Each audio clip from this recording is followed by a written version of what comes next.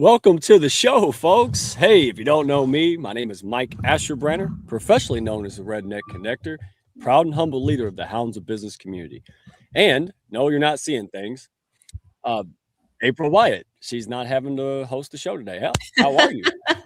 It's nice to be on this side of the mic, Mike.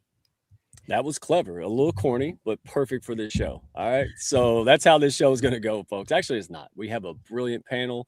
Take notes, right room. But before we get started, I want to make sure we always give shout outs to things that are beneficial, that are exciting, and folks can tap into, right? I want everybody that usually comes in to go, are they going to invoice me for that? Is that for real? Yeah, it's for real. And that's what you're going to get tonight. So here is the very first thing. You are the retreat queen because this thing's almost full. It's only February. So tell folks about it real quick. Who is it? Who would benefit? So folks can either learn or share it with others.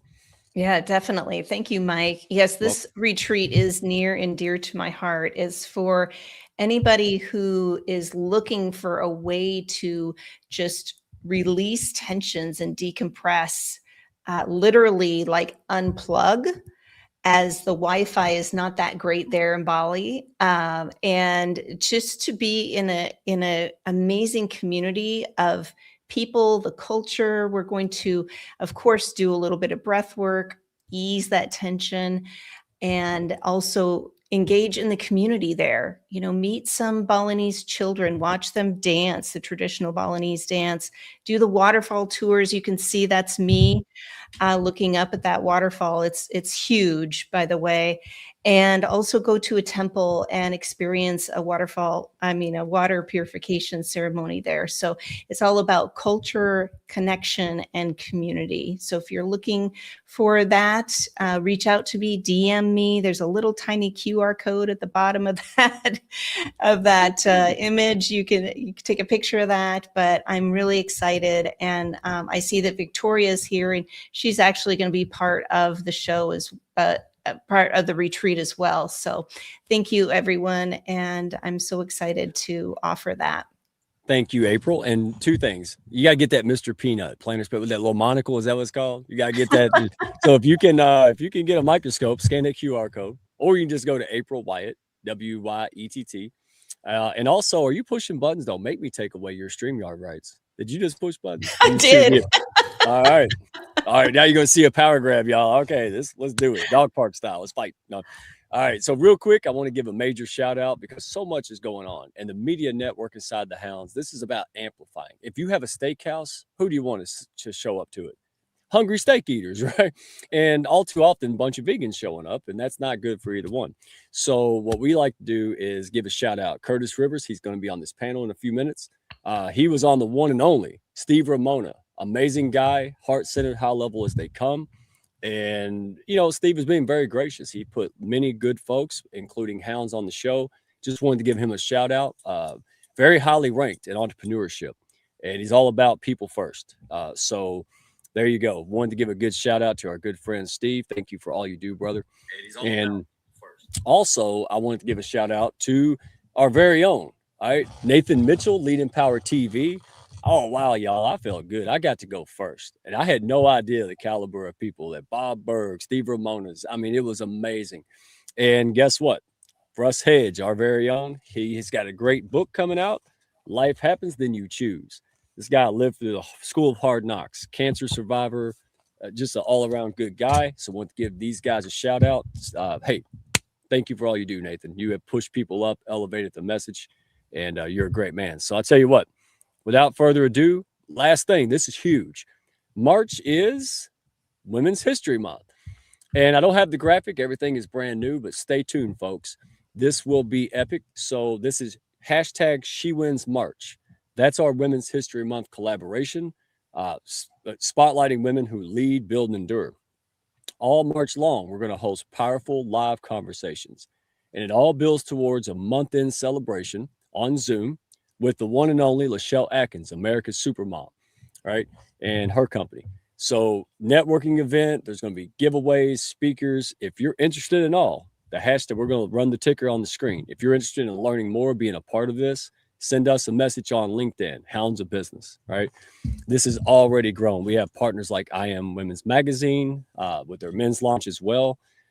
Brand Face is on board, right? And we're going to be supporting women-owned organizations making huge impact, like Shonda Spates of Flourish Foundation Project. So this is epic, and the more the merrier. All right. So if you have interest in it, let me know. All right. Let us know, and we will hook you up. All right. So without further ado, I tell you what, let's get this party started. Let's run this intro. Let's get the folks on and give them what they came for. Sound good? Sounds great. Let's go. Yes, ma'am. If I can find the buttons, you've been pushing buttons all day. I'll push your buttons. I got this one.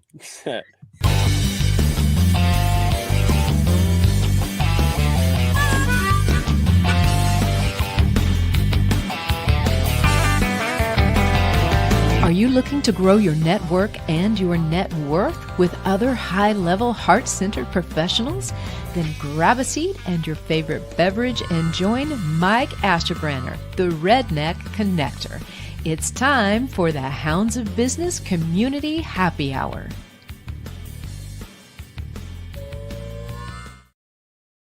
All right, folks, we're just going to open up the gates. Cattle call. Look in the comments. I'll put them on the screen, and I'll put them in a little side demo here. We're going to ask questions, share, connect, talk. Don't pitch, slap with a P. You know, that's not our style. But connect. Get to know people, right? Right room, right results. So let's bring them all in. Boom, boom, and boom. Hello. How's everybody doing? Great. Hello. All right. Curtis, serious question. Do you like giraffes or clouds? Which one's better? Clouds. You were ready for it. He said it's an inside joke. He's not shakeable, and I look dumb. That's how it's supposed to go. All right, folks. So do me a favor. We'll go around the room and give them a little bit, 20, 30 seconds, who you are, what you do, and what you're excited about. Christopher Colombo, floor is yours, brother. Not a joke. My parents did that to me. Thanks, Mike. So I was born with this hat. Colombo. So I don't. Yeah. I'm a retired Army critical care physician, still practicing clinically, but have also reintegrated Army leadership and professional development and mentoring back into my life by starting up an executive and positive psychology coaching practice. Yeah, so you're a unicorn. That's what you're a hodgepodge. Yeah, the horn's growing in, but man, I tell you, you move, you're straightforward, love what you're all about. Julie Johnson, Integrate Trauma-Informed Network. See, I got that right. You got it. You did that. Yeah, so I'm Julie Johnson. My background is in instructional design and experience design. And in that experience design, we've developed a network of therapists, wellness professionals, UX designers, and really just human-centered designers. Design can be a large, swath of meaning there, but we really base our network off of, how we center the human experience in how we relate, how we network, and how we show up in the world from this lens of trauma-informed care. And I'll be talking more about that as we get into the show. But that's really what my work's about and kind of what we amplify as a network and then in our work with the app as well. And we have done a lot of good things together, trade guests, go back and forth, push people up.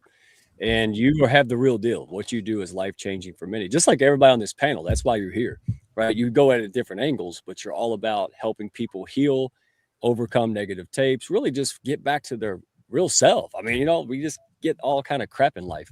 And you guys really know how to help people in different lanes. So I can't wait to get going.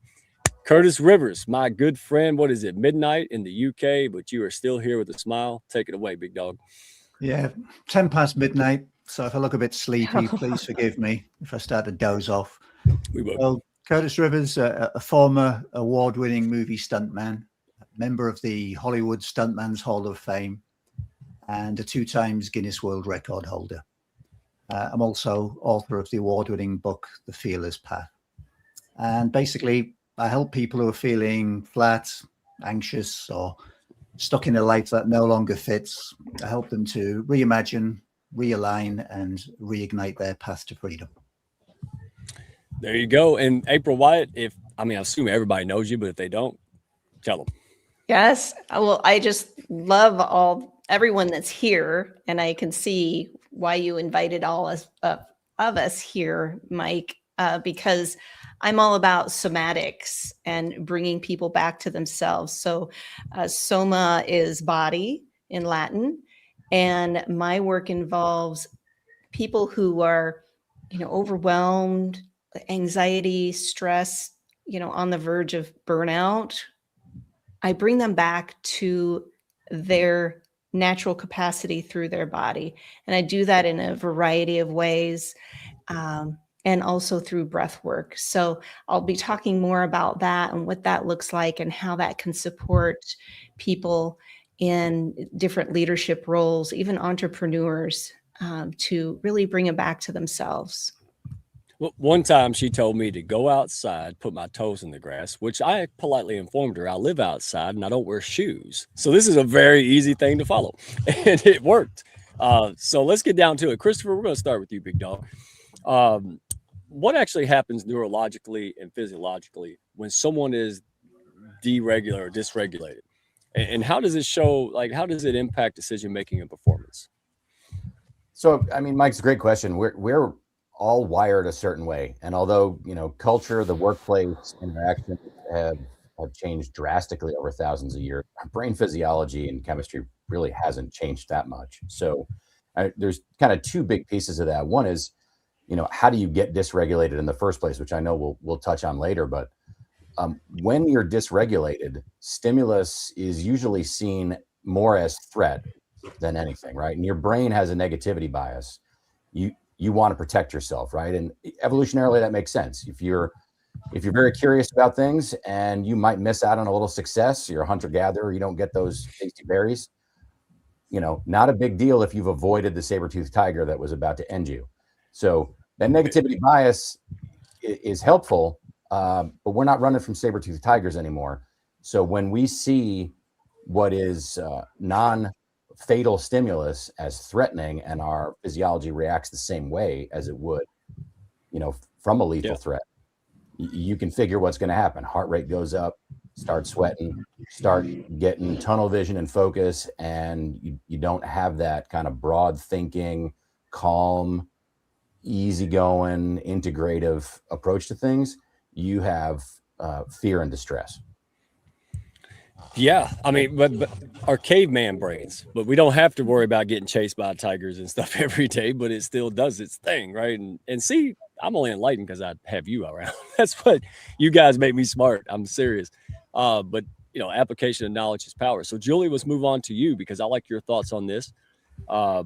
Let me put it this way. If you want to add to that directly, go ahead. But I want to know, where do you, from your lens, where do you see dysregulation showing up before someone even realizes it's happening? Well, it's funny because I've been talking about this whole week, like in our work on our app, is we talk about this from the lens. My point of view on this is from since we kind of were talking about the science of it through polyvagal science by Stephen Porges from the Polyvagal Institute. And from that perspective, we're talking about something called neuroception, which means, we kind of what Chris was saying, which means we're sensing fear before we're even conscious of it, right? Like we can sense it in our bodies before we have clarity about, oh, I'm fearful of that spider, or whatever, you know what I mean? Like sometimes, like, for example, for me, I hate cockroaches. And when I see something like kind of weird and black, I'll just kind of freeze, and I'm like, and that's for me, like, that's neuroception beginning to kind of, I notice it, but I'm not like, oh, what am I going to do about it? I'm afraid of a cockroach. I'm going to go have my husband go get it. You know what I mean? Like, I haven't gone through, that's a very minor, but like, I think relatable, experience of an everyday aspect of how dysregulation impacts decision-making, right? Is I just see something black in the corner of my eye that's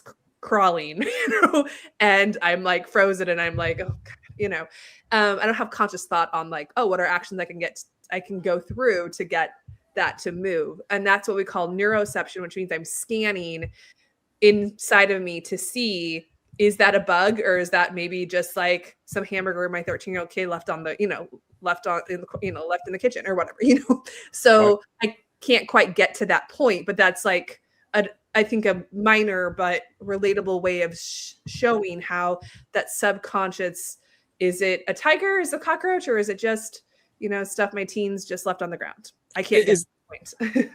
Is that what people mean by my mind's playing tricks on me? Is that kind of like your mind's doing its thing or your brain's doing its thing, but then you kind of got to stop with your mind and go, is that, because I want people that just tuned in to kind of get what we're talking about.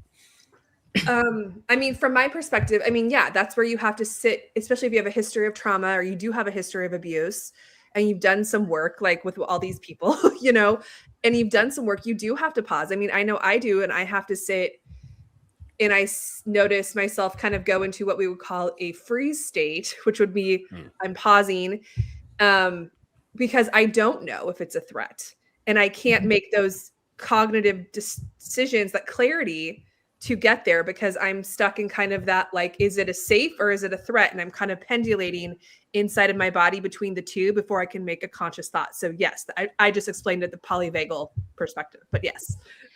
Yeah, I'm going to sit here and act like I understood all that, then ask these guys after the show. No, but you're right. No.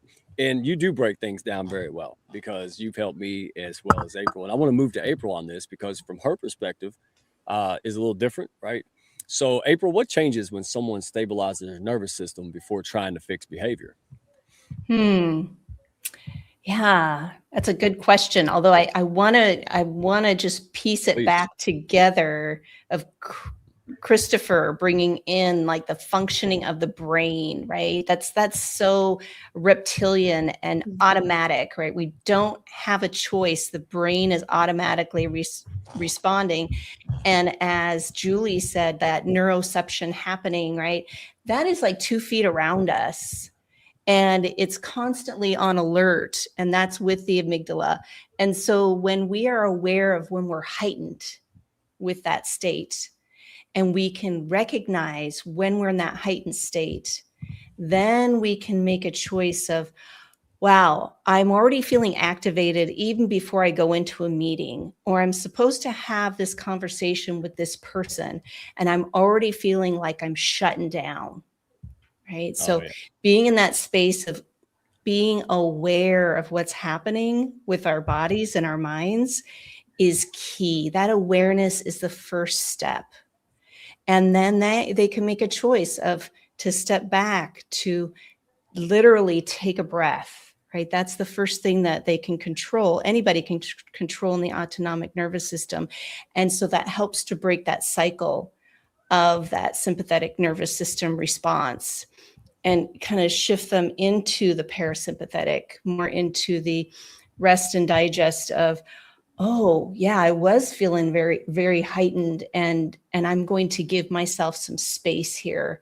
I'm going to do some other practices or just be aware. So that way they're not going into a meeting, they're not having that interaction with that person in that reactionary mode, because then nothing's going to go well in that space. And I'm proof that it works, because she's done that with me, and so does Curtis. And I'm still uncovering the depths of Christopher Colombo. So I'm learning just as much as you all. And Julie, absolutely the queen of trauma. Like, as bad as that just sounded, but you know what I mean? Like, and I love the perspective, because not everybody needs the same tools or guidance, right? But we have the same kind of human, makeup. And that's very important. So there was a time, responses too. We need to recognize how we respond, how our bodies are been conditioned to respond under different situations. And layers. There was a time where I had to undo a lot of childhood things and trauma and whatnot. And I don't know if it always goes away, but then you level up, you start a business, and then it becomes a high performance need, right? And that's why we're doing this show. Because you should. To me, it's leveling up. I could be totally wrong. I'm not the expert. I'm just the dude, conducting this facilitation. But from a practitioner, that's how I looked at it, right? Like we're always like, I used to try to work at this level in the business when I was kind of burying my head in the sand with things that were holding me down subconsciously, right? I didn't address the root issue. I was just putting Band-Aids on it. And a lot of folks do that because that's the way we grew up. We never heard anybody say there's another way. And there is a lot of ways. I mean, Julie, you got an app, you got a whole community, you got newsletters, you got free resources. All of you bring something to the table. And I want to see people become their best self. So thank you for that. Curtis, boy, you've lived it and done it, and school of hard knocks, and then knowledge. How does regulation impact identity and follow through? So why is that important? Well, if you think back to my stunt background, so if one of my stunt performers, I did stunt directing for many years, if they were dysregulated, I could see that from a mile away, because before a stunt, dry mouth, their heart racing, shallow breathing, like quite reactive. You could see that. Okay. So they're not operating from their identity as a highly trained professional. They've left that because they've allowed this to take over, that fight or flight. Survival mode's kicked in. And that's what was mentioned before with that. It's designed, the reptilian part of the back of the brain, fight or flight, designed to save us from a saber-toothed tiger that hasn't been around for a long, long time. And that doesn't care about standards. It cares more about the threat, really. Mm-hmm. But when they're regulated, when a stunt performer is regulated, they're nice and steady, focused, and they're able to access all of that training that they've spent many, many years. And it takes years. It took me 7 years to become a stuntman. They can access that and access that highly skilled, composed professional, if that makes sense. It makes perfect sense. And I want to kind of move over and keep you here.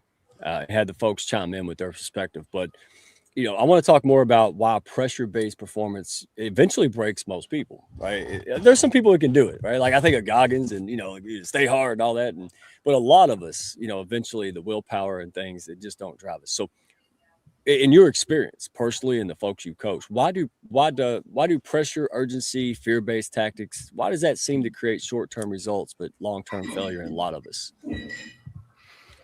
Yeah, I think, well, to be honest, I think pressure works in some situations. I've seen that, but only in my experience, short term, because it's triggering adrenaline, which you would think would be a great thing as a stuntman. Everyone assumes a stuntman is an adrenaline junkie, but actually, the good stunt performers, that's not the case at all. Because you get a sharp focus for a very short period of time, like great for one take, but it's just not sustainable. That level of adrenaline, it actually eventually quite quickly narrows your thinking. It chips away your confidence. It's actually quite exhausting. I used to be exhausted after anything adrenaline inducing, particularly my skydiving days. It's exhausting by the end of the day. And in that environment, you're kind of associating performance with threat, which is why it goes into that way. So I used to work for coordinators who'd scream down the radio, "Get this right, or you're off this job. You'll never work in this town again." That kind of thing, right? So you'd get compliance and you'd get some intensity, but it was all fear-based, right? And so you'd never get the best out of people that way. So when I moved up and I was no longer a performer, or I did less performing, and I was now the boss, I was the stunt coordinator, the stunt director, like me being me, I just took a completely different approach. So calm rehearsals, clear communication, and I played to a performer's strengths. So we'd rehearse until it all felt second nature. So you can scare someone into delivering once, but you can't scare them into being excellent over and over again. And on a film set, I needed that excellence take after take. Okay, finally something I can contribute with, because I was a fireman for 8 years, right? So when you said and I want to let the ladies take notes here because I want to hear your perspectives. But it was that adrenaline. You go into a burning building, you turn into a reptile. Your midbrain takes over, the adrenaline, all this. And when you're stuck on that constantly, I mean, you get 2 hours sleep, then you got to go fight fire like this. You're absolutely right. It not only diminishes a lot of capabilities, leadership, teamwork, but it wears you out. I mean, have you ever really seen a fireman that was like, hello, 20 years after? It's like a punch out boxer. It's mentally and physically just erosion. And so, yeah, I felt that. And I didn't understand it, though. And that's the problem. People just think, well, toughen up, be a man, that kind of stuff. And that's not the solution. I mean, and that's why we put these shows on. So let's go to the guy who's seen this, right? Army medic, all of this. Chime in. I was going to prompt you, but there's no necessary. Yeah. What is your take into this? And, what does prolonged stress do to cognitive performance over time? Because soldiers, military, wow. So I mean, you happened on the key word, Mike, which is prolonged, right? And what Curtis is talking about is, I hoped you'd ask me this question after listening to him, is, like any other learning or adaptation or growth, right? Whether it's I'm going to go into the gym and increase my bench press, or I'm going to go run faster or farther, or I'm going to be functional when I run into a burning building or go into combat. Those are stressors that you can adapt to.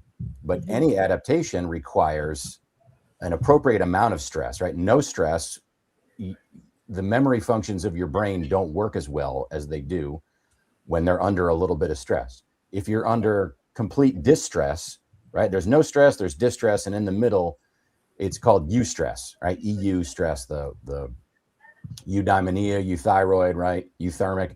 There's that Latin prefix about the Goldilocks. It's just right. And with just right amount of stress and rest and recovery and consolidation, you get growth and adaptation and higher performance. With prolonged, unrelenting, excessive distress, pick whichever one of those, right? Too much or not enough rest or too long, you break down, right? It would be the same as if I lifted and did bench press 12 days in a row and was wondering why I kept getting weaker and weaker versus somebody who does it every third day. And by day 12, they're 10% stronger and looking at me like, what are you doing wrong?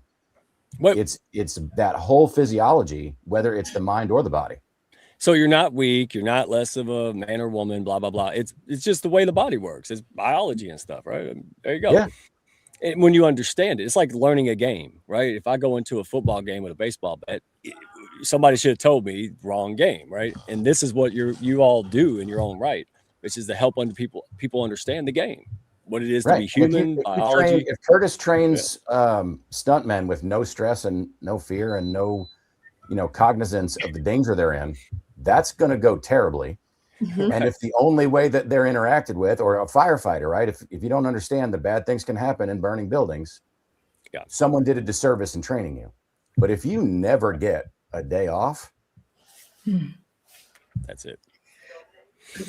And this is where and this is where I want to pick Julie's brain, because it is and I'm just talking for me, but it's very difficult to shut it off when you're in a high stress state like militaries.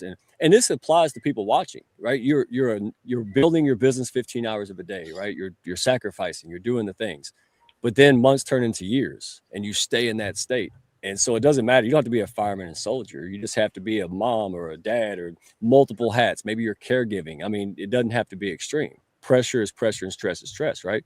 So Julie, I was going to prompt you, but you don't need a prompt. Take it away, my friend. Yeah. So I think, what happens is, and what the risk is when we don't know our states, or we don't know how to recognize chronic stress. What Christopher and Curtis are doing is they're doing something which is actually good. The autonomic nervous system isn't always bad. What they're doing is they're giving you like short little bursts of the autonomic nervous system out of a survival and precision in Curtis's case, but they're doing something really important, which is they're releasing the pressure valve. We call that the ventral brake in polyvagal science. You're completing the stress cycle. I just want to make sure that that's the difference here. What happens with chronic stress is that you don't release that valve, the stress valve, okay, through whatever breath work like April, or, work with Curtis, those are all practices that help release the pressure valve, but if you have long-term stress, you keep going and going, you take, for example, Mike, just because we were talking about the fire, being a firefighter, because that's a really high pressure, high stress trauma job, and you take that home, you take all of that stress home, and then it builds, and maybe you have childhood trauma on top of that, and it keeps going and going, and you don't have like April's breath work or somatics to help release the pressure valve inside of you, then that will create, ongoing chronic stress problems with the heart, with other aspects of chronic illness, but because our nervous system needs that, what we call the vagal brake, that brake in the vagus nerve, where we can rest and digest, which accesses what what April was talking about earlier, the parasympathetic nervous system. I'm just saying these things with science just because we have to know our neurology. We have to know our neurobiology.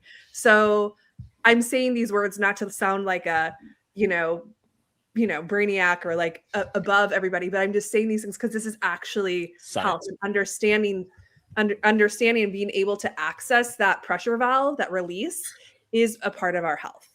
I think I understood you. Let me double check before we go to April. So this prolonged chronic stress, it could be multiple things, but you're never releasing the valve. Love that. Like a pressure cooker, right? Like you got to let the steam out. Is because I've done this. A lot of people in my line of work, a lot of high pressure jobs. I imagine stuntmen, military. Then you find other ways to cope, right? One beer turns into 10 beers and all this kind of thing, right? So maladaptive behaviors, is that one of the biggest like telltale signs of, oh my God, you're under too much stress? I mean, it's maladaptive. I mean, I never aim to say a survival behavior is bad or good, but it's not the best for you and your health. Let me put it that way. So yeah, I understand where you're coming from, but I work in the ICU, and yes, over the long term, that hit on health is it's real. And it's what's interesting, Julie, about what you just made me think of was it's not, these two cycles happen in the macro and the micro, right? So that macro cycle of never releasing the pressure valve also keeps that balance between that amygdala, that lizard brain, and your cortex. You can't become aware that your lizard brain is in the driver's seat and stop it and get it. It's almost like a maladaptive physiology leading to those maladaptive behaviors in a micro sense. Can you manage to understand that you're under chronic stress? No, because you're still reacting with that sympathetic nervous system over and over again. Yeah. So especially break that cycle. Especially when you go to sleep and wake up an hour later to fight a fire. So your body, I mean, from what I can, it's like any moment I can be in a high stress situation. So that causes stress, like, because you never know. You're just relaxing, and any moment you could be pulled out of that. And it really wreaks havoc. So I thank you for explaining that, because what I wanted to do is people that go, oh, well, there are signs, and they're kind of, they may not be obvious, but stop and think, why am I doing this? It's like when I go and eat all the kids' Halloween candy. That's not, where did that come from? People gamble, other things, and they take excess. And, that's it's not shameful. And because, if I admit that I'm not whatever, I'm not good or what. And I love what Julie said. It's just, you're just somebody who needs to be aware of, and have guidance in. And there's no shame in that, right, Curtis? You're a tough guy. You're a military guy. Both you guys. There's no shame in that. It takes a lot more courage to face these things and seek help and travel down that road than it is to kick a stray cat and yell at your daggum family all the time. That's what I've found.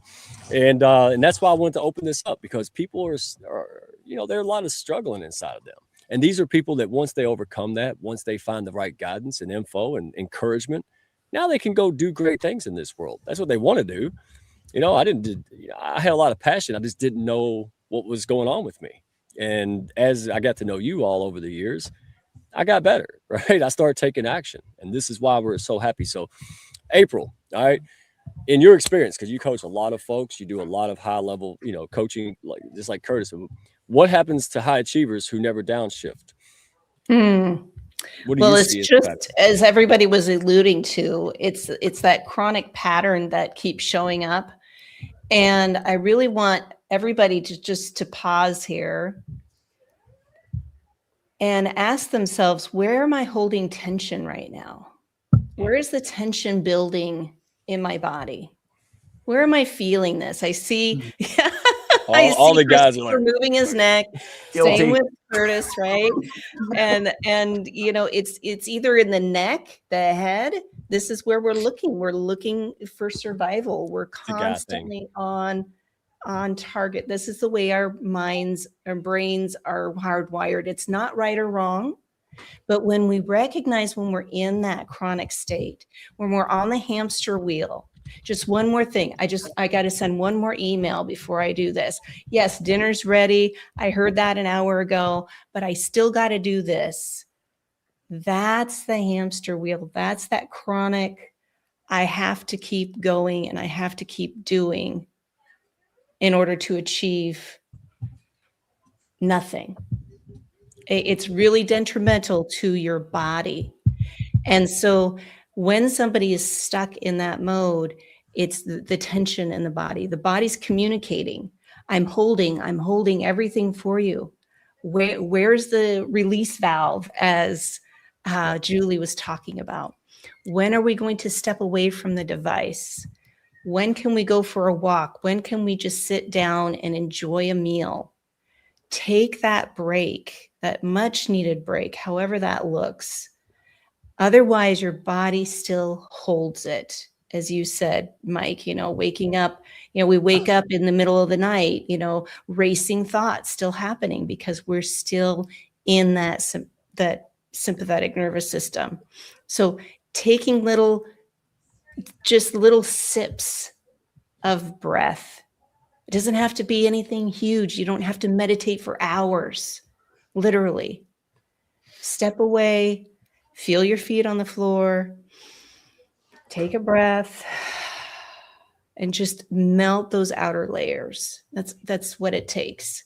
But you have to make that conscious choice. You have to recognize when you're on the hamster wheel, or when you're on the set of hyper, you're on hypo, you're shut down. That is a checkout. That is, I can't get off the couch. I can't, I don't have the energy. That's also the alternative as well. Two thoughts, and then we're going to give a shout out and dive a little bit deeper. This is a great discussion, y'all. And who was it? Chanel? Thank you. It is awesome. You're making it more awesome. Thank you so much for showing up with us. So when I heard you all talking in April, it felt like, and this describes my life very well, it's like you're running toward a finish line that keeps moving further. Yes. The closer you get, oh, well, just one more, but then there's something else, and it's just impossible. Look, I see the nods. Yep. And I want to take a poll. All right. First of all, who likes cockroaches? Because I've seen comments. I was going to say it. She's like, I hate cockroaches. So if you like cockroaches, please tell us. We would love to know that. And but also, can we get a consensus or at least a vote? Breath is not woo-woo. It's biology. When you breathe a certain way, your body responds a certain way. We got MD down here. Is that yes? Yeah, I'm licensed in 3 states. If there's woo-woo on a thing I'm on, I'm gonna call it out. But no, breathing, totally required and good for you. Very much. Very much.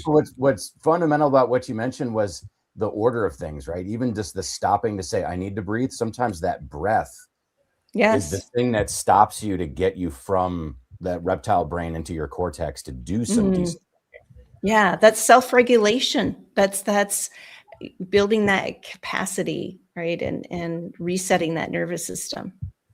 Yeah, you take breathing for granted, but take care of one of my patients on a ventilator who has to relearn how to breathe to get off of it. That's real talk. It becomes. Yes. It's wild. I'm always mesmerized by people who you'll never walk again, and they just struggle and then they end up walking again. But yeah, well, that's another show. We'll do another round 6. I mean, this is going to keep going. But real quick, want to give a shout out. Hey, people who bring you the show. This show is brought to you today by, well, who's that guy? What? Hey, wait a minute. Let's put him up there. There he is. Yeah, Curtis Rivers. Thank you for bringing this show to the forefront. People are loving it, man. I am too. This is a mix of fun and real. We're getting perspectives. We're helping people, planting seeds. So Curtis, you, again, everybody on this panel has helped me majorly and helped so many other people. But because of your background and things, I've really had a great time. So when people are going, hey, I want more out of life, but we have bills to pay and responsibilities, and it's so easy to make an excuse to go, I'll just find happy somehow. Nope. You built an amazing dream life, world-renowned stuntman. And then you said, I want to be happy. And you started pivoting to help others in your business. So kudos. Y'all want to learn more? Curtis has resources, everything, curtisrivers.com. Go check it out. Great guy. And he has the best outfits too. I mean, what can I say? And then number 2, this guy, the franchise maven. People are trying to figure out solutions. Go get an expert that knows the game. If you go to Appalachian Trail by yourself, city folks, and you don't prepare, you're not coming back. Don't do that. Same thing. If you're trying to figure out the right fit in your business, if it's for me, go talk to this guy. He's a high-level consultant and a guide. He's not a salesman. So thank you, Greg, for all you do, brother. back to the show. Real simple. I want to ask this. I want to get a little bit deeper. Panel, just fight over it. Just go for it. Yeah, just throw the pork chop in there. Get after it. So, what is one behavior leaders think is discipline, but is actually dysregulation? Because sometimes we can label stuff and it's not make it true. So, what anybody got any thoughts here? Yeah, I'd say very similar to what April was just alluding to. I'd say never switching off. The leader who's always on, always checking, always pushing, looks super disciplined, but really it's just a nervous system not knowing how to feel safe, slowing down. And I say that from experience. So that always on, busy, not always the case. Me too. Me too. Because I'm like, well, that's what I do. If you will rest, I'm going to miss out. I'm going to miss deadlines. I'm not going to get ahead of the game, competition, whatever. But in reality, I found that you're not resting because you're lazy. You're resting so you can perform your highest. Like no Olympic athlete right now in the Winter Olympics is grinding full blast in the gym right before the daggum, event. And I was like, listen, if Michael Phelps can win 18 billion gold medals and take a nap, who am I, right?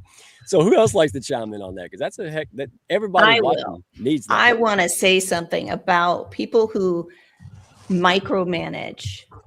They're hyper vigilant. And I saw Julie just go, yeah, let's talk about that. I'll stop that.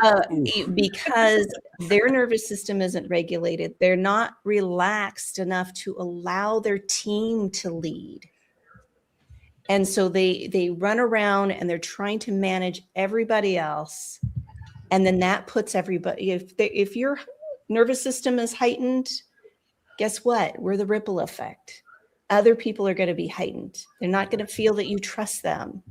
They're going to feel like they're on their tiptoes. Oh, here he comes. Here she comes. Yeah. Got to act busy, be, working, that type of thing. And that really does a disservice to leaders, to their teams, and to the trust. So we need to learn how to self-regulate, allow to relax, and stop micromanaging. Yeah. On that note, I had a former CEO, alcohol recovery, and the man said I was in the throes of leadership, brand new to nonprofit leadership, and the man said, no matter what happens, it's 70 and sunny. And I'm like, what? but what he meant, and long story short, was you're the leader. If you freak out, what are they going to do? They're going to freak out. It's like being a dad. If I walk in and go, oh my God, guess what? They don't even know what's happening. They're all going to freak out because dad's freaking out. And that's not normal, right? So there's a lot of credence. And that was another reason I wanted to get regulated, because I didn't want to unnerve other people. I wanted to come in and help stabilize other people. But how can you do that if you're unstable, if you're not working on your own thing? And I know I'm not using the right words, so correct me if I'm wrong, but I wanted to, you can't teach what you don't know, right? You got to demonstrate it. You got to be it. So that was what's put me on the self-help journey, the healing journey, because I just wanted to be better. And I didn't want to pass that on to my kids. Generational baggage had to stop somewhere, right? Or at least minimize. And that's what drove me. So I say that because there's a lot of people going, well, no, not well. You're feeling it. Nothing's wrong with you. You're dead on.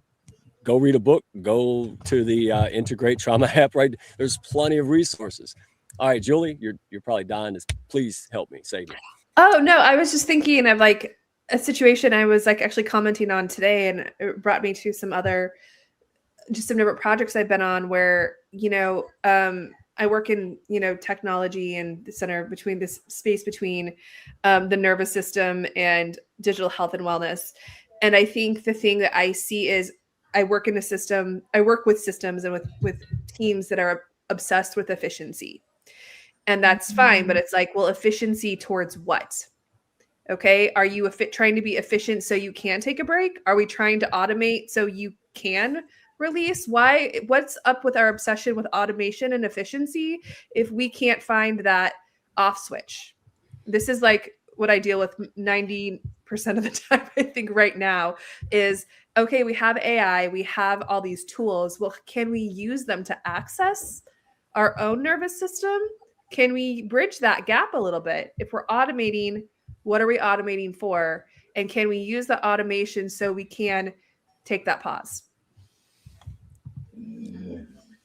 I'm just giving pause for anybody want to jump in because I'm going to keep I Julie. love that. I love that because if you're trying to get more efficiency or more effectiveness, what are you going to do with it? Right? Is it so that you can make room for more hamster wheel that April pointed out, or is it to make the space for that healing? The piece I see often is people that equate important and urgent as if they mean the same thing, right? And they get their team spun up the same way of everything's a priority. Okay, well then nothing's a priority. That you don't understand what that word means, right? Everything's I've important. done that. Yeah. Is it? Right? And again, my line of work, sometimes you have to go right into the room, make a decision, because if you don't, someone dies. And thank goodness that is not the vast majority of what I do on a 12-hour shift, or there's no way I would continue to do that. Nobody would. Right? There's certain things you're like, I will get to that when I get to that. What's going to happen if you don't? That's a great question. What's going to happen if I don't? Well said. Okay. Julie. All right, because I want to focus on the panel, but I want to start with you.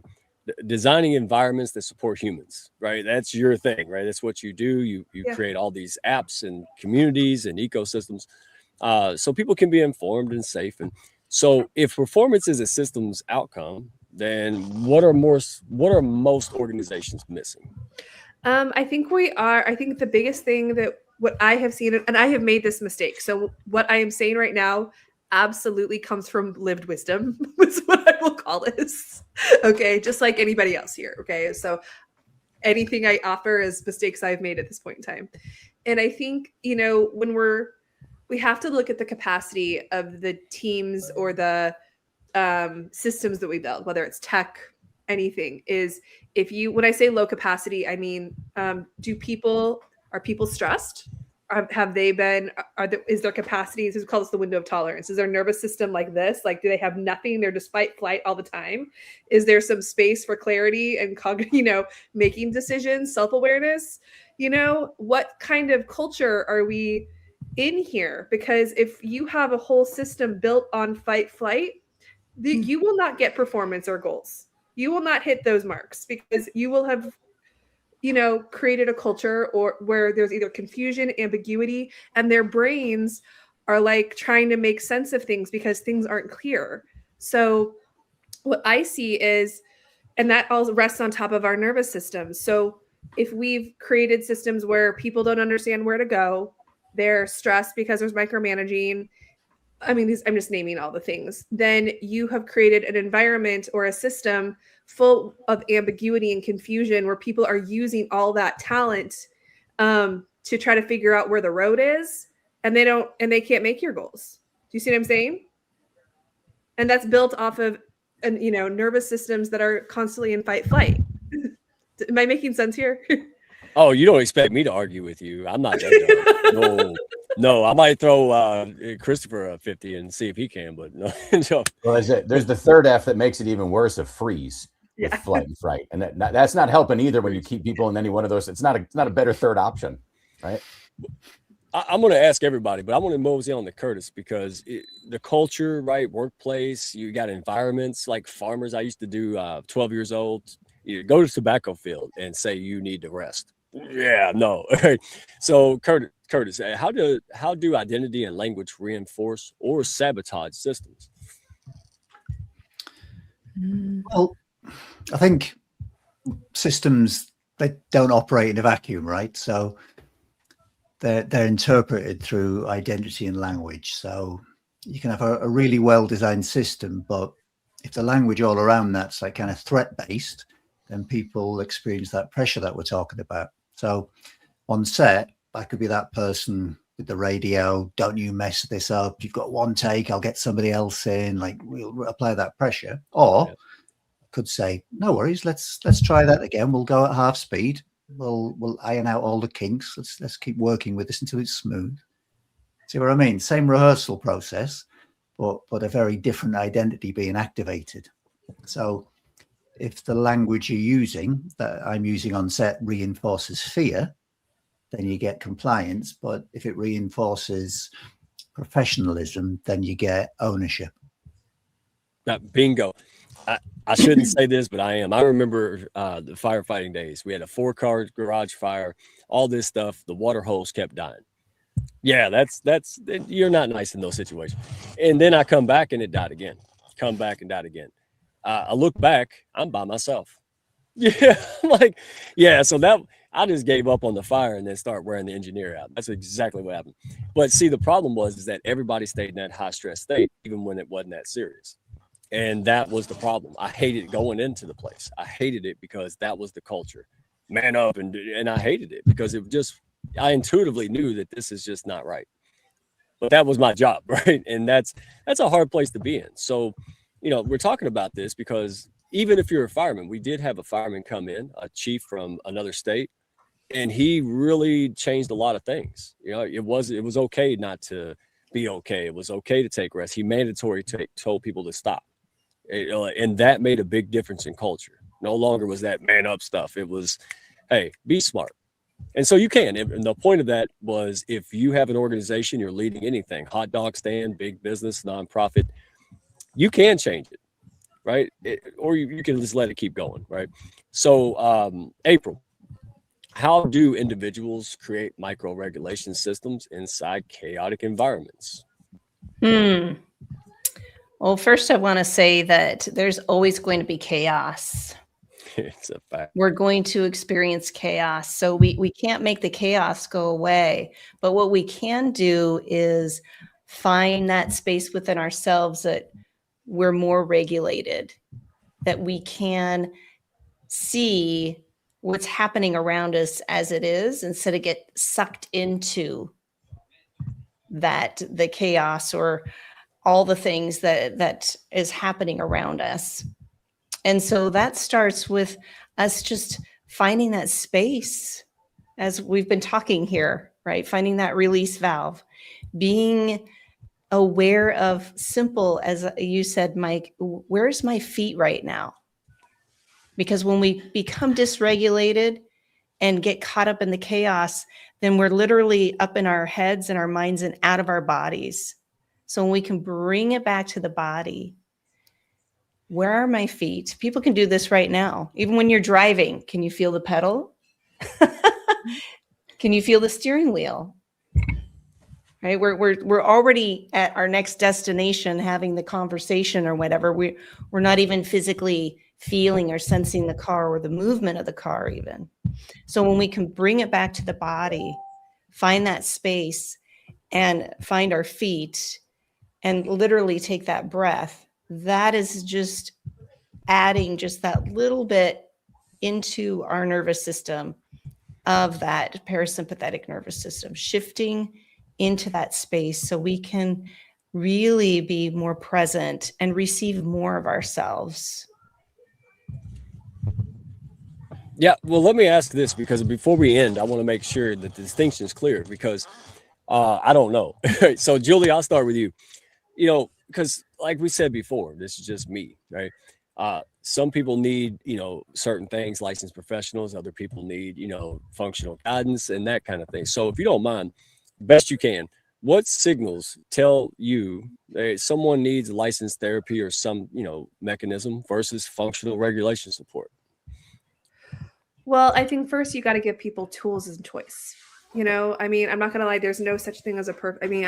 I've worked with people that have had terrible, relationships with therapists, and have trauma with therapists, and sometimes therapy is not, for whatever reason is not something that they would choose for themselves. And that's okay. So that's why I was like, you have to give people choice. And that's a big thing that we do with Integrate, is we have providers where people have the freedom of choice, and they have to make those determinations, kind of like what April's saying. They have to be able to make those determinations for themselves. That's why we believe in tools, to give people to help, with their whatever level of dysregulation we're talking about. It is a mind-body experience. So, but, I think what we have to look at is what kinds of help exist. You know what I mean? When would you go see therapy? When would, I'll say for myself, I'll just speak from my own experience. Okay.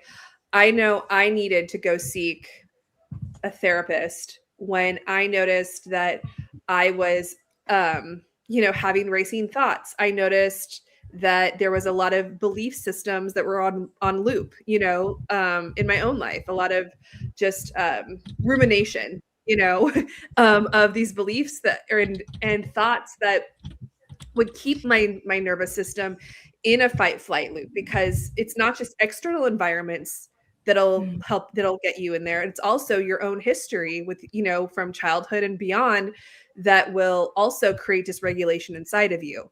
And that's where, for me, I think going to a therapist, a clinician that works from we call it from the body up, a top or bottom up response, which means they work with somatics, but they also work the mind together, and they help kind of rewire that, so you can have that space, and you can, April's a licensed therapist. So, April, do you want to talk a little bit more about that? Sorry, Mike, to get off script, but I just want to make sure. You're never off script. Yeah. You're always on point. Yeah, that was great. I completely agree with you, Julie. That's such really valuable information about having the tools and knowing who you need the most, right? Checking in.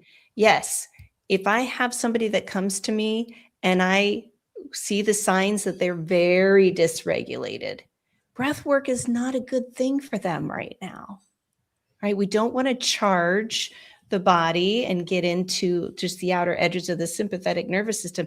That's completely opposite.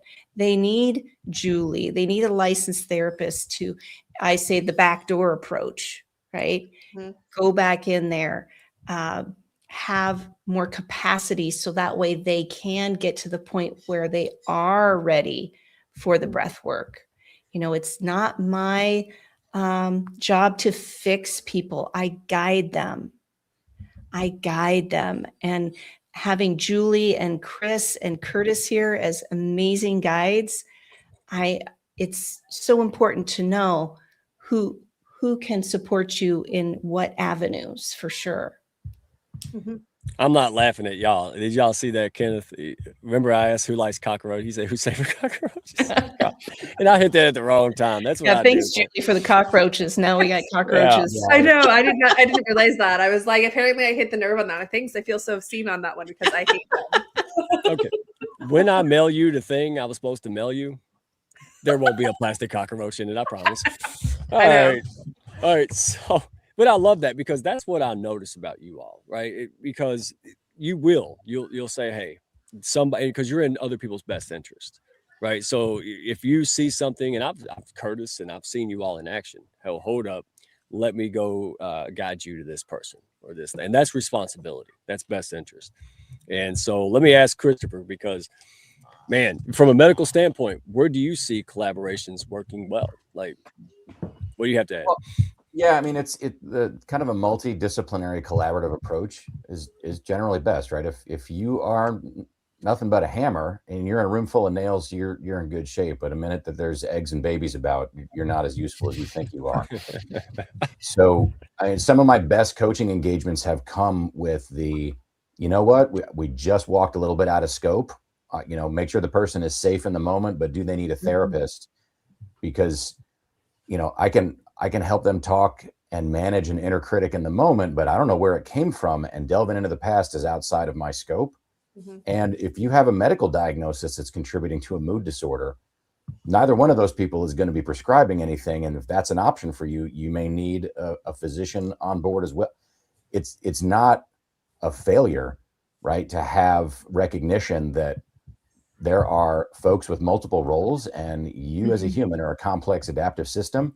It really shouldn't surprise anybody that it's going to take a team, to get somebody functioning optimally.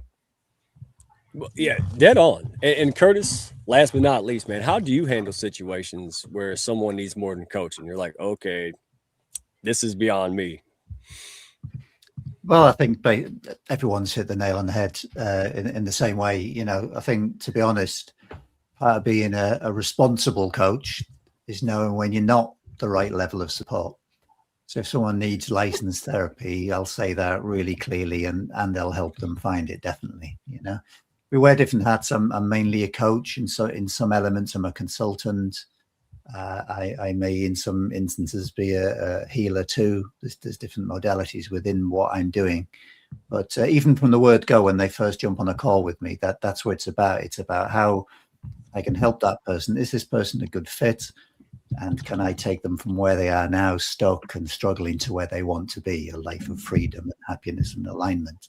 If I can't, then I'm already thinking on the call, this person's a better fit for this person.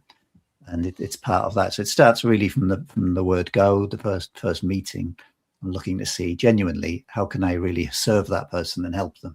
And I know I'm not always going to be the right person, and there's no ego attached. That's fine, because there's, like, people on the screen now, there's plenty of people I can send people to who are a better fit. So it's important.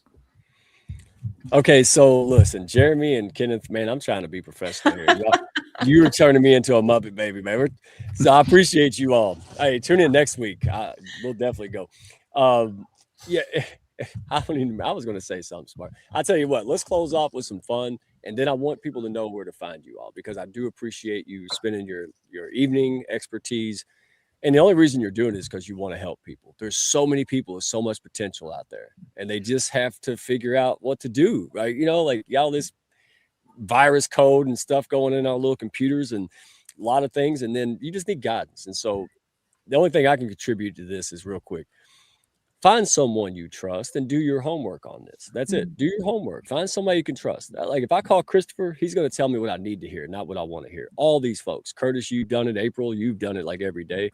Julie, you're the expert of that. And Christopher, he will. We're getting over the first date. He'll be like, hey, knock it off. And I need that. And so I just want to make sure, hey, put trust first, do your research, talk to people, and be willing to have somebody say, no, don't pay me. You need this. This is in your best interest. That's because, to put the onus on us, the non-experts, is really kind of cruel. And it's sad, because I don't know what to ask. Julie, how am I supposed to know what to ask? You're supposed to know. That's your wheelhouse. And that's why we're talking about your app and Integrate. So make sure we share that with folks here soon. Curtis, that's why we put you in April and all, because we want people to go where it's good. Like, hey, I need honest, opinion, advice, guidance, and this is where you go. Not the only people, just the only ones I'm putting on here and saying. So let me ask this. Finish this sentence. April will go in clockwise this way. Finish the sentence. If performance were designed instead of demanded, was designed instead of demanded. Oh, finish the sentence. Or should we pick on Julie? Pick on Julie. Yeah, I'm gonna pass. That's so funny.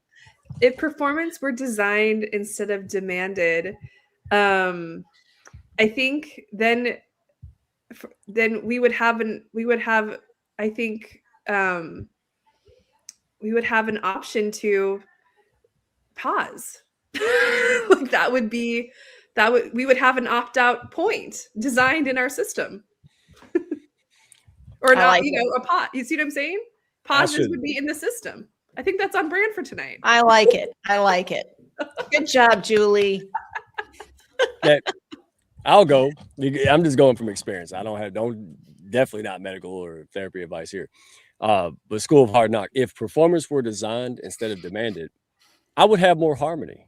I would stop trying to make everything happen and start letting things happen. That's the practical. It's not spiritual bypassing and woo-woo.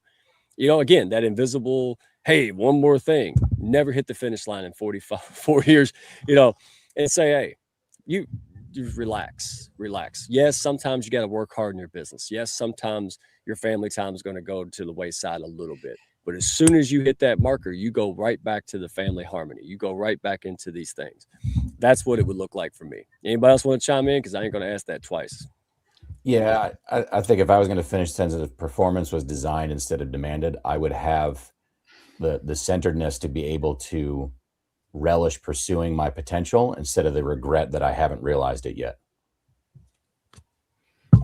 Yeah. I'm waiting for the audience, but they're still talking about roaches, I think. So you all have fun. DM me. Yeah. It's my crowd came out. They're like, let's talk about the roach thing again. Thank goodness. We've turned jump the shark into jump the cockroach. Right. Well, and Curtis, I mean, I probably could have phrased that whole hell of a lot better, but you know, you were talking about designing intentionally, right? April's favorite word. Instead of, you know, just going with the flow and bearing it down. So what do you want to add to this? Because I'm trying to figure out a better way to ask it. I'm lost. It's late. Save me. So what, in terms of that, finishing the sentence? Yeah, if you want to. If performance were designed instead of demanded, burnout would drop and ownership would rise. How's that? There you go. So, hey, true or false, shake your head, ignore me, but here's how I'll sum it up. Performance isn't personality. It's architecture. You're designing it. You're making things. I buried my head in the sand, made excuses, saw things as I wanted to see, not really how they were. And we're talking about getting real. As soon as I said, you know what, there's a problem, there's an issue, I'm going to tackle it. Boy. And they said, what are you going to do? I don't know, but look at who I've attracted through that, right? Like, look who I've got around me. So you don't even have to know what. Just go out there and find it. Well, I don't know what question to ask. Well, just get out there. You stumble upon the Integrate app. There you go. You know, like, go ahead. Well, Mike, you're bringing out something I think that's really important that I see a lot in people I work with and work around is the concept of performance should not require, from our standpoint, performing. Okay. Mm-hmm. We should be coming from a place of authenticity so we can meet outcomes like what Chris was saying earlier about, meeting your potential, authentic potential, not performing for systems that lead you to burnout, like what, Curtis was talking about. So I think that that's really important in that language. Again, going back to Curtis's work, that I just want to make sure we're talking about that. Cause I think sometimes when people hear that, their subconscious comes up and they're like, oh, I'm going to perform like they want me to. This isn't about, appeasement, which is also a trauma response. It's about your own authenticity, and meeting that authentic potential of your own performance. Yeah, beautiful. There's something else to tag back to what Curtis said. Julie reminded me that, they always say if there's sudden drop in cabin pressure, put your own mask on first. Yeah. That language shift can start in your self-talk, because if all of your self statements are should and always and never and must, you've put yourself in that position. And again, the system outside is going to be reinforcing that as well. So it's a dyad between how your organization talks and how that results in your self-talk, but trying to get a hold of that and awareness of, I should do this. Says who? And what do you really want here? And if you say should, you end up in a shame spiral and paralyzed. And if you stop and say, I want to be better at this, not I should be better at this. Okay, well then what action do you take to get better at it? Now you've got agency and a path forward instead of you're just stuck. Yeah. Yeah. Well said, Christopher. Well said. Yeah. It reminds me of, stop shoulding on yourself, right? Yeah, that shouldy thinking. Yes, exactly. And that brings it back to that authentic expression, how am I speaking to myself, and really giving ourselves that ease and grace as we go through life, and knowing that we're still learning. We're still learning until we take our last breath, and really unlearning and learning at the same time. So again, there can be a lot of wonkiness, when you first start working with the therapist. When you start regulating your nervous system, things might come up a little bit. And so it's really about being aware, knowing that you are doing your best for what you know how to do, and just take a breath and relax, right? Mm-hmm. Oh, what it's all about. I know we got to close, but Julie, real quick, in my experience, maybe I'm just a special egg, right? But as soon as I was like, I'm going to tackle this issue, it felt like 50 more issues popped up. I'm like, oh shit, it's like whack-a-mole. It's like, and then I'm like, oh my God. But again, it felt like this sucks and I'm done. But I just encourage people, keep going, because I love what you said so eloquently that I can't repeat. But now I don't perform. I just do. Like, I say things that I want to say because I don't have nothing to prove. I did. I wanted to people please and things, and working through that horrible journey. I don't say it rude. I'm kind. I say it out of love, but I say it because that's what I need to do. or otherwise, why am I not saying what needs to be said? Fear and negative tapes, childhood, blah, blah, blah. And then you can now go out and do things. You can make failure. Now when I fail, I'm like, shit, I can't believe it took that long to fail. I don't beat myself up. I just learn from it and go on. And so it's talking about health. You're talking about healthy mind, healthy body. And that takes effort, right? That's it. That's why. So go ahead and lead us, Charlie Brown. Julie, where can people go? You got newsletters, websites. Where do you want folks to start? And yeah, so if we have a LinkedIn heavy crew here, so you can we do a weekly a weekly newsletter called Signals and Systems on Integrate Trauma Informed Network. We talk about all of these things we've talked about. And then we also have an app that you can download on let'sintegrate.live, where we actually practice daily signals and this kind of more expansive practice of learning to feel these little signals. And then we expand out through workshops and some different breathwork classes that our different providers offer. And you can download the app and kind of learn more about the nervous system and polyvagal science through our experience inside of the app. So we're not just talking about it, because this is all experiential. And I think that that's the big thing that I've learned from like experience design, which is why like we lead our newsletters with a practice, just like April did, is that I can't sit here and talk about it. I want you to experience it. And then we'll dig in and talk about what you just experienced inside of yourself. And we do that in the app, and we do that on all levels in our community as our affinity group. So it's a felt sense, but we also want you to experience that and then know the science behind it. You've done it. I've seen your work firsthand for years, folks. There it is. Share it, tap into it, make use of it. 1000%. Thank you for all you do for people, because now they're getting out there and doing impactful things, right? So kudos. And speaking of that, Curtis, and I'm going to say, Curtis, or you're creating a spot for 2 more clients this month, correct? I'm actually fully booked now, so the 2 spots for opening, I'm booked up until April. So I'm opening up at the 1st of April, two slots. So how do we get on the waiting list, brother? So just reach out to me. curtisrivers.com is my main video site. I'm across all social media. Or if people want to do a little bit of a deep dive, I've got a little free tool. If they go to alignmentcompass.com, there's a little free tool there that'll help them just get a handle and a bit of an overview on where they're at, and they can reach out through that as well. Yeah, with high performance, high achievers, man. That's because then you hit a plateau and you're like, what the hell just happened? Right? And you think you're the only one. And then I was like, wait a minute, there's another guy that's been in the danger zone and he gets it. So thank you. April Wyatt, you're not shy. Go ahead. Tell them where to find you, because you got and you got a show. So might want to plug the show on YouTube, because you are taking on certain guests too. So tell us what you want. Yeah, thank you, Mike. I have a live show that happens every Thursday at noon Central Standard Time. And I'm actually hosting Jesper and Amy tomorrow. So that's going to be a lot of fun. You can find that Living with Intention, April Wyatt, and then LinkedIn, April Wyatt, Wyett. And also my website for more information about Bali is livingwithintention.co. We couldn't afford the M. That cost extra. So, all right. Well, all right, Christopher Colombo, my friend, close us out. What do you do? Where can folks tap in? What do you want them to know, brother? So probably the easiest way to find me is the website functionalmentoring.com. That's where my thought partner, Paul, another veteran, and I, we try to get all of your ships sailing through leadership, followership, mentorship, and relationship.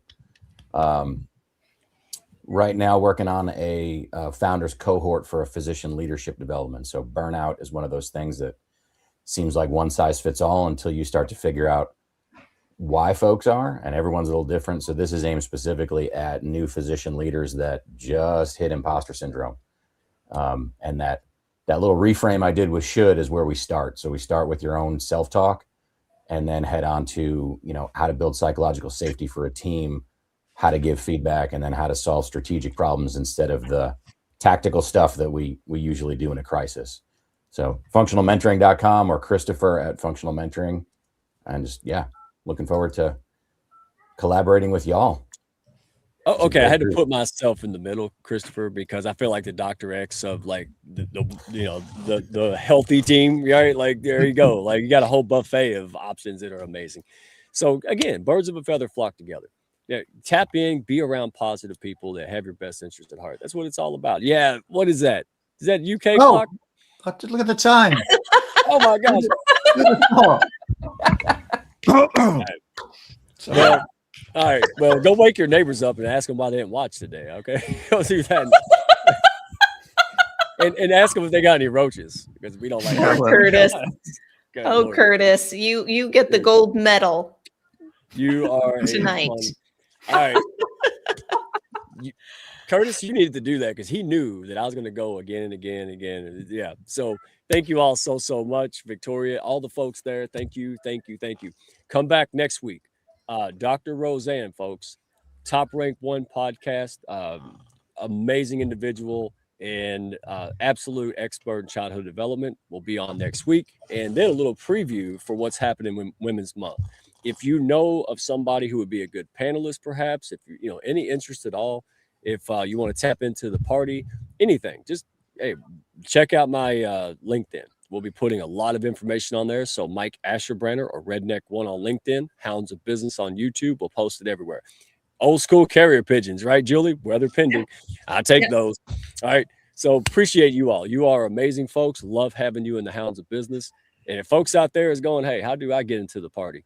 Reach out. That's it. Just reach out. We have a group call. Grab a chair. No pressure. We just share stuff. If you like it, great. If not, tell Sally. She'll like it, right? So don't do this alone. All right. You have something special to offer the world. Let's get after it. People, resource, and support. That's what we're about. Help you become your best self. And dadgummit, we got the crew. You just saw it. So let's get out there and get after it, y'all. All right. Appreciate it. Time to wave. Curtis, get your clock and your princess wave out, buddy. There we go. It's going to turn into a pumpkin. An English pumpkin, like an English pumpkin. Right. So appreciate you, brother. And if you want to stay backstage, I won't keep you off forever, but we'll chat. If not, see you all later. Come back next week, y'all. Let's kick butt. Thank you. Be well. Take a breath.